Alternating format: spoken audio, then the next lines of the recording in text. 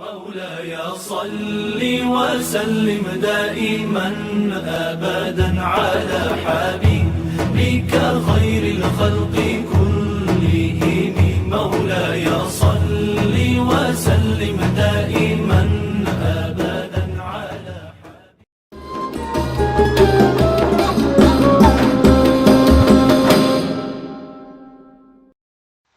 Bismillahirrahmanirrahim.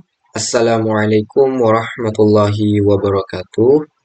Alhamdulillahirabbil alamin. Assalatu wassalamu ala asrofil anbiya'i wal mursalin wa ala alihi wa sahbihi rasulillahi ajma'in. Amma ba'du. Halo teman-teman semuanya. Perkenalkan, saya Muhammad Usni, NIM F1E224024 dari program studi Teknik Elektro Universitas Jambi. Pada kesempatan kali ini, saya akan menyampaikan 3 poin penting yang berkaitan dengan kehidupan kita sebagai umat Islam. Yang pertama, mengapa kita wajib hormat dan patuh kepada kedua orang tua. Yang kedua, mengapa disebutkan adab itu di atas ilmu. Dan yang ketiga, mengapa kita diharuskan untuk beribadah.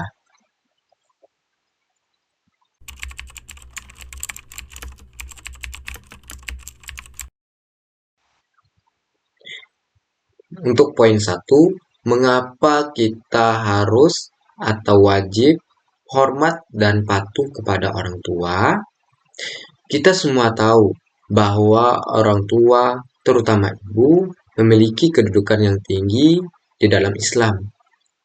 Allah Subhanahu wa Ta'ala memerintahkan kepada kita untuk selalu hormat dan berbuat baik kepada kedua orang tua. Allah Subhanahu wa Ta'ala juga berfirman di dalam surah Al-Luqman ayat 14. A'udzu billahi minasy syaithanir rajim. Bismillahirrahmanirrahim. Wa wassaynal insana biwalidayhi hamalathu ummuhu wahnan ala wahnin wa fisaluhu fi 'amaini an ishkurni wa liwalidayk ilayyal masir. Artinya, dan kami perintahkan kepada manusia, berbuat baiklah kepada kedua orang ibu bapaknya. Ibunya telah mengandungnya dalam keadaan lemah yang bertambah-tambah dan menyapihnya dalam 2 tahun. Bersyukurlah kepadaku dan kedua orang ibu bapakmu, hanya kepadaku kembalimu.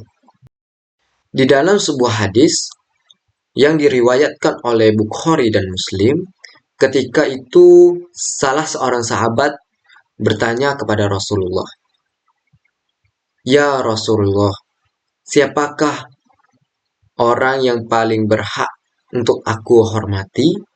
Rasulullah menjawab, "Ibumu." Kemudian sahabat bertanya lagi, "Kemudian siapa?" Rasulullah menjawab, "Ibumu." Kemudian sahabat bertanya lagi, "Kemudian siapa?" Rasulullah menjawab, "Ibumu." Kemudian sahabat bertanya lagi, "Kemudian siapa, ya Rasulullah?" Rasulullah menjawab, "Ayahmu." Namun, setelah menjawab ibu 3 kali, Rasulullah juga menjawab ayah sebagai orang yang paling berhak dan harus kita hormati setelah ibu. Untuk itu, kita tidak boleh mengabaikan ayah, karena ayah juga penting dan harus kita hormati dan kita sayangi untuk terus berbuat baik kepadanya.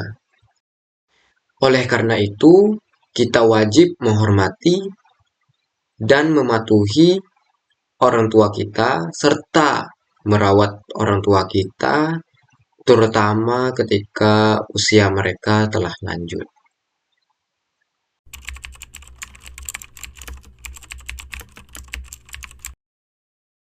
Baik, kita lanjut ke poin yang kedua, yaitu mengapa disebutkan adab di atas ilmu. Seperti yang kita tahu, ilmu adalah cahaya yang menerangi kehidupan kita. Namun, tanpa adab, ilmu kita tidak akan berguna. Para ulama terdahulu juga menekankan kepada kita untuk mempelajari adab terlebih dahulu sebelum ilmu. Di dalam kisah Nabi Musa dan Nabi Khidir yang Allah ceritakan dalam surah Al-Kahfi, yang artinya Musa berkata kepadanya, "Bolehkah aku mengikutimu supaya engkau mengajarkan kepadaku ilmu yang benar di antara ilmu-ilmu yang telah diajarkan kepadamu?" Quran surah Al-Kahfi ayat 66. Dalam ayat ini, Nabi Musa menunjukkan adab yang tinggi ketika ingin belajar dari Nabi Khidir. Ini mengajarkan kita bahwa ilmu harus diraih dengan sabar, rendah hati, dan hormat kepada guru. Di dalam hadis Rasulullah Shallallahu Alaihi Wasallam juga dikatakan, sesungguhnya aku diutus untuk menyempurnakan akhlak yang mulia. Hadis riwayat Ahmad. Oleh karena itu, sebelum kita mencari ilmu, maka kita harus memperbaiki adab dan akhlak kita terlebih dahulu.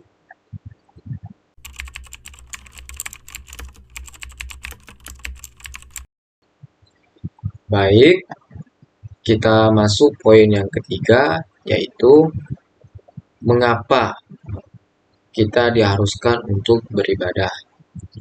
Allah Subhanahu wa Ta'ala menciptakan kita bukan tanpa tujuan, tetapi agar kita beribadah kepadanya.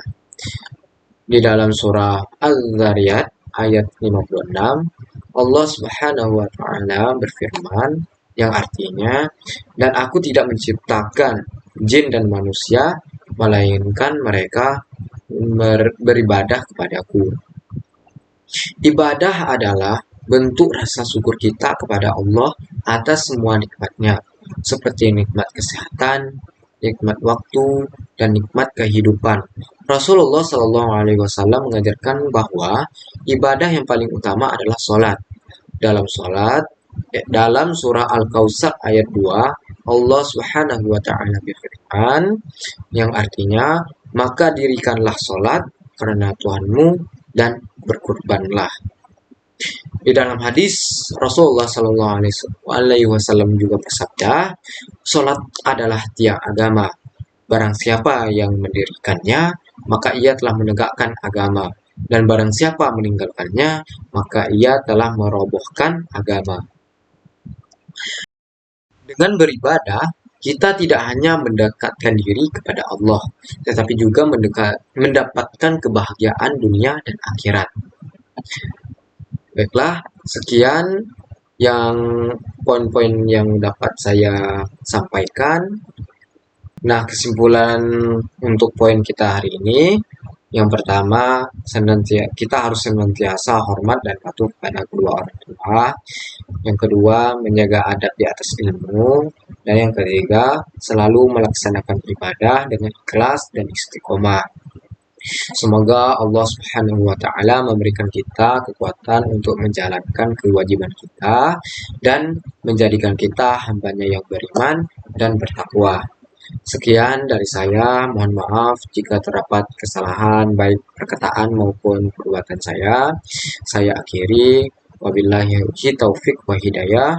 Wassalamualaikum warahmatullahi wabarakatuh. Sampai jumpa di video berikutnya. Dadah.